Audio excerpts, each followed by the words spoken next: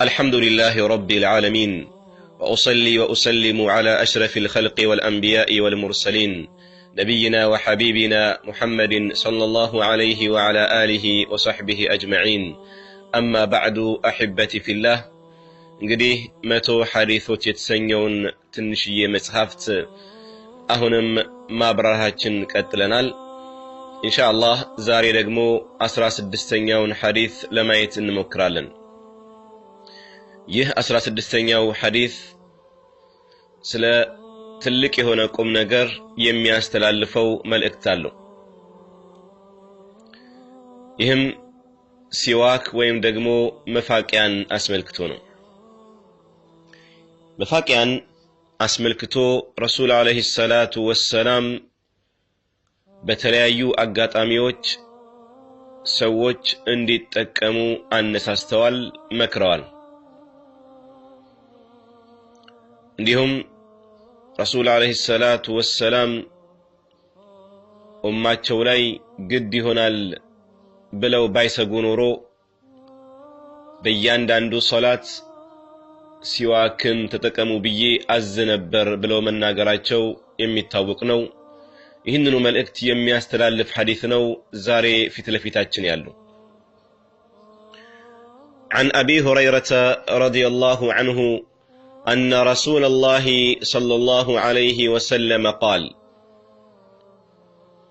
أبي هريرة رضي الله عنه وأرضاه سناقر منالو رسول عليه الصلاة والسلام انديه بلوالالو منالو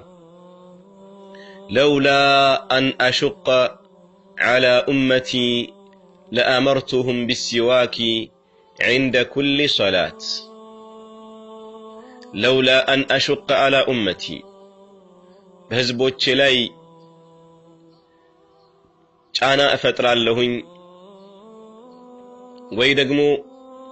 ያስቸግራቸዋል ብዬ ባላስብ ኖሮ ጫና ፈጥርባቸዋለሁኝ ብዬ ባላስብ ኖሮ በህዝቦቼ ላይ ለአመርቱሁም ቢሲዋኪ በመፋቂያ በሲዋክ አዛቸው ነበር عند كل صلاه በእያንዳንዱ የሶላት ጊዜ ወይም በየሶላቱ ማለት ነው ሶላት ከመጀመሩ በስተፊት አንድ ሰው ሲዋክ ያድርግ ብዬ አዛቸው ነበር ነገር ግን ይህ ነገር ግድ እንዳይሆንባቸውና እንዳይከብዳቸው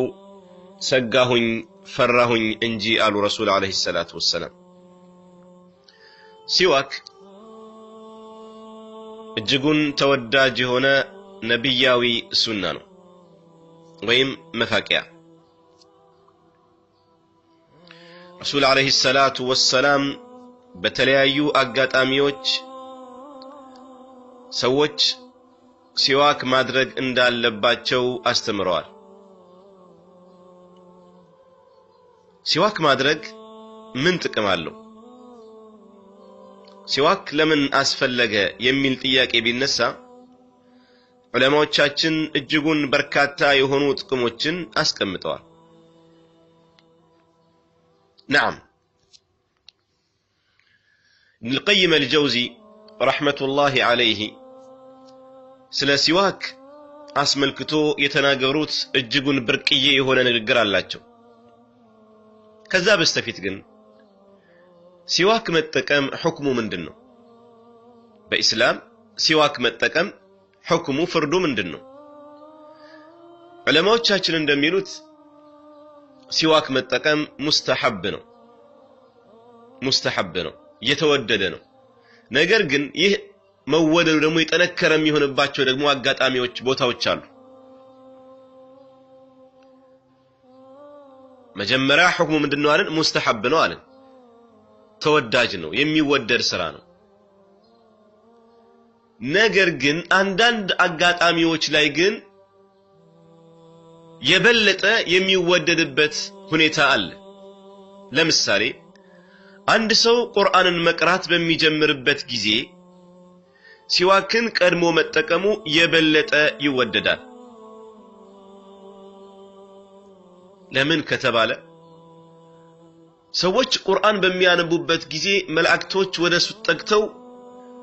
ያንን ቁርአን ያዳምጣሉ ሲዋክ ደሞ ማድረጉ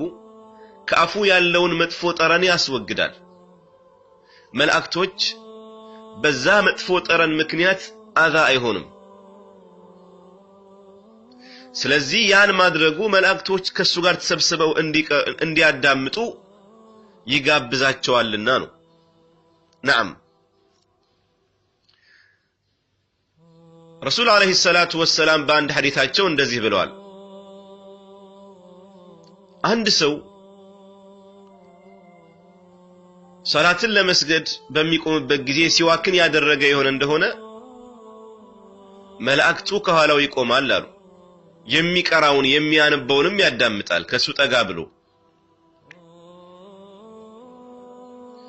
ብለው ረሱል አለይሂ ሰላቱ ወሰለም በሐዲታቸው ረዘም ባለ ሐዲስ አስቀምጠዋል በሌላው ሐዲታቸው ረሱል አለይሂ ሰላቱ ወሰለም አፎቻችሁ እኮ ለእናንተ ቁርአን የምታነቡባቸው ናቸው ቁርአን የምታነቡባቸው መንገዶች ናቸው በአፎቻችሁ ነው የምታነቡትና በሲዋክ በመፋቂያ አጽዷቸው ንጹህ አድርጓቸው ብለው ይናገሩ ነበር ሁለተኛ ሲዋክ ማድረግ የሚወደድበት አጋጣሚ ጥርስ ወደ ቢጫነት በሚቀየርበት ጊዜ እየጎደፈ ነው ማለት ነው እየቆሸረ ስለዚህ ጽዳት ያስፈልጋል ሙስሊም ደግሞ ንጽህናን ከኢማን ክፍል አድርጎ ነው የሚቆጥር ሶስተኛ አንድ ሰው ወደ ቤቱ ሲገባ ሲዋክ መጠቀሙም የተወደደ ነው አንድ ጊዜ እናታችን አይሻ ረዲየላሁ ዐንሃ ጠየቁ ረሱል አለይሂ ሰላቱ ወሰለም ወደ ቤት ሲገቡ መጀመሪያ የሚያደርጉት ምንድን ነበር ሲባሉ በምንድን ነበር የሚጀምሩት ሲባሉ قالت بالسواك በሲዋክ ነበር የሚጀምሩት ብለው ይናገራሉ አራተኛ ደግሞ የሚወደድበት አጋጣሚ መቼ ነው ሰውየው በሚተኛበት ጊዜ ጥርሱ ላይ የተለያዩ የምግብ ቅሪቶች ካሉ ያ ምናልባት ችግር ሊፈጥርበትና ሊጎዳው ይችላል نعم ከዚህ በተጨማሪ ያገባ ሰው ደግሞ ከሆነ ከባለቤቱ ጋር ሊተኛ ስለሚችል ጥርሱን አጽድቶ ሊሆን ይገባዋል ነው ከዚህ ውጪ ሌሎችም ነገሮች ካሉ ጥርስን የሚያበላሹና ሽታን የሚያመጡ ነገሮች ካሉ እነዛን ማስወገድ ይኖርበታል ከዚህ ውጪ ደግሞ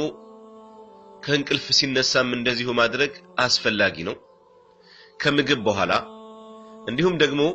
ከዊትር ሰላት በኋላ ማድረጉም ተገቢ እንደሆነ ነብያዊ ሐዲስ አለ ስምንተኛ ደግሞ ከዚህ ውጪ የአፋችን ሽታ በሚቀየርበት ጊዜ እንደዚሁ ምን ማድረግ ይገባል ሲዋክን መጠቀም ተገቢ ነው ውዱእ ስናደርግ እንደዚሁ ደግሞ ሲዋክ ማድረጉ ከረሱል አለይሂ ሰላቱ ወሰለም ነብያዊ ሱና ነው ሶላት ልክ ስንጀምር ደግሞ እንደዚሁ ሲዋክን ማድረጉ የተወደደ ነው ማለት ነው نعم ሲዋክን ማድረግ አስመልክቶ አንዳንድ ሰዎች ጾመኛ የሆነ ሰው ሲዋክ ማድረግ የለበትም ብለው ሲናገሩ እንሰማለን ይህ ልክ ነው ወይ ይህ ስተት ነው ረመዳንም ይሁን በየትኛውም አጋጣሚ በየትኛውም ጾም ሊሆን ይችላል በማንኛውም ወቅት ሲዋክ ማድረግ የሚከለከል አይደለም አንተ ረመዳን ላይ ውዱእ ስታረግ ሲዋክ ማድረግ ያስፈልጋል ሰላት ላይም እንደዛው ቤት ስትገባ እነዚህ ነገሮች ማድረጉ ምንም ችግር የለውም ነው نعم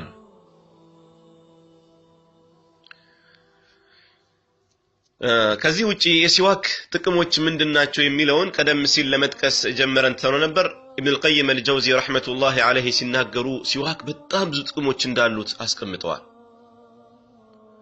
ለምሳሌ ሲዋክ የአፍን ጠረን የአፍን ሽታ መልካም ያደርጋል ድድን ያጠነክራል እንዲሁም ደግሞ ይሄ አክታን ይቆርጣል ያጠፋል የአይንን አመለካከት ጠንካራ ያደርጋል እንዲሁም ደግሞ ለጨጓራ ሁሉ ጥቅም እንዳለው ይናገራሉ ድምጽን ጥርት ያደርጋል ምግብ ቶሎ እንዲብላላ ያግዛል በመናገርበት ጊዜ ንግግራችን ቀለል ያለ እንዲሆንም እንደዚሁ ያግዛል ለሶላት ለቁርአን ለዚክር ደግሞ ነሻጣ ይሰጣል እንቅልፍን ያባርራል ወደ አላሁ ስብሓነሁ ወተዓላ ውዴታን ይለግሳል ለመላእክቶች ደስታን ይሰጣል እንዲሁም ደግሞ አጅርን ያበዛል ብለው ይናገራሉ ተመልከቱ እንግዲህ ምን ያህል ብዙ ጥቅም እንዳለው ምናልባት እኛ አቀለን እናየው ይሆናል ነገር ግን ሲዋክ ያለው ጥቅም እጅጉን በጣም ብዙ ነው ማለት ነው نعم اذا ሲዋክን ማድረግ የረሱል አለይሂ ሰላቱ ወሰለም ነብያዊ ሱና ነው ማለት ነው ቀደም ሲል እንዳልነው በረመዳንም ይሁን በየትኛው አጋጣሚ ሲዋክን መጠቀሙ ችግር እንደሌለው ለማየት ሞክረናል نعم አንድ ሰው አፉ እየሸተተ ወደ መስጂድ መሄድ እንደሌለበት ረሱል አለይሂ ሰላቱ ወሰለም ተናግረዋል ለምን ከተባለ አንደኛ መስጂድ ውስጥ ሰዎች አዛ ይሆናሉ ሁለተኛ ደግሞ መላእክቶችም እንደዚሁ አዛ ይሆናሉ ሽንኩርት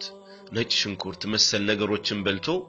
ወደ መስጂድ ሰው እንዳይመጣ ረሱል አለይሂ ሰላቱ ወሰለም ተናግረዋል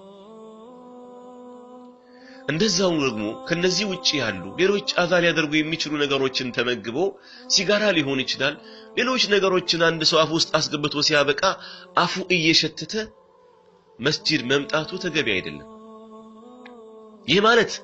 ይሄ ሰውዬ ጀማዓ ሰላት መስገዱ ከሱ ላይ ወረደ ማለት አይደለም ነገር ግን የዚህን ሸረፍ የዚህን የጀማዓ ሰላትን ክብር ይሄ ሰውዬ እንዲያጣ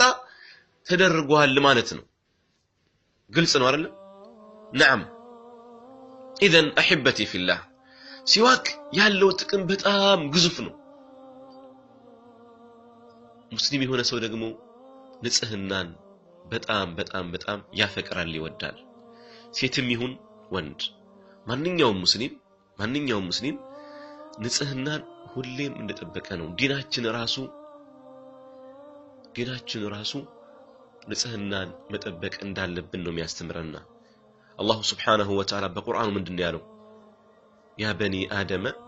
خذوا زينتكم عند كل مسجد وكلوا واشربوا ولا تسرفوا እናንተ የአደም ልጆች ሆይ በመስጂዶች ስትገቡ ምን አድርጉ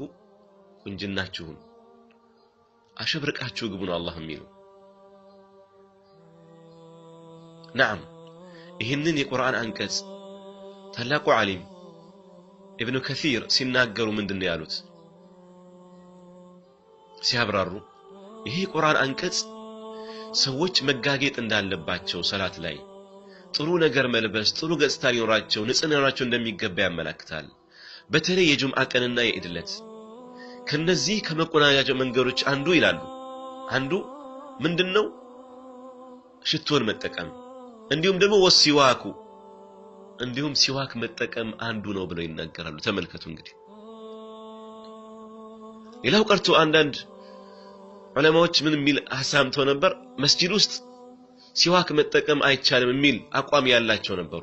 ግን አብዛኛዎቹ ዑለማዎች ምንድነው ያሉት አይደለም ሲዋክ መጠቀም እንዲሁም ጺምን ማበጠር መስጂድ ውስጥ ምንም ችግር የለውም ነው ያሉት ምንም ችግር የለውም ከሰላት በስተፊት አንድ ሰው ከሁሉም ሰላት በስተፊት ሲዋክ መጠቀም ካለበት ታዲያ መስጂድ ውስጥ ነው የሚሰግደው እንዴት ነው የማይጠቀመው ይሄን ያመጣውት ለምንድነው በአንዳንድ የአረብ ሀገራት ሲዋክን ተጠቅሞ መንገድ ላይ መሄድ አይብ ልክ እንደ ነውር ይታያል ሱብሃንአላህ ሰውየው ሲጋራ ይዞ ቢሄድ ምንም ችግር የለው ማንንም ሰው ምንም አይመስለው ነገር ግን ሲዋክ ይዘህ ጥርስህን እየፋክ ብትሄድ በጣም ተገርመው በጣም ፋራ አድርገው ቂል አድርገው ያዩሃል ግን አይምሰልህ ተዋቸው መጠቀም ካለብህ ተጠቀም በየትኛውም አጋጣሚ እንኳን መንገድ ላይ መስጂድ ላይም ችግር የለውምና ማለት ነው ባረከላሁ ፊኩም اذا احبتي في الله ሲዋክ በጣም ትልቅ የሆነ ጥቅም ያለው ስራ ነው ወይም የአምልኮ ዘርፍ ነው ሲዋክ በማድረግህ አጅር ታገኝበታለህ ንያህን ካስተካከልክ ማለት ነው ከረሱል አለይሂ ሰላቱ ወሰለም ተግባሮች አንዱ ነው ረሱል አለይሂ ሰላቱ ወሰለም ለኛ ባያዝኑ ኖሮ ለኛ ባይፈሩ ኖሮ በእያንዳንዱ ሰላት አድርጉ ብለው ያዙን ነበር ይሄ የሚያመላክተው ሲዋክ ትልቅ ጥቅም እንዳለው ነውና احبتي في الله سواكن لمتقم انمكر هذا والله اعلم والسلام عليكم ورحمه الله وبركاته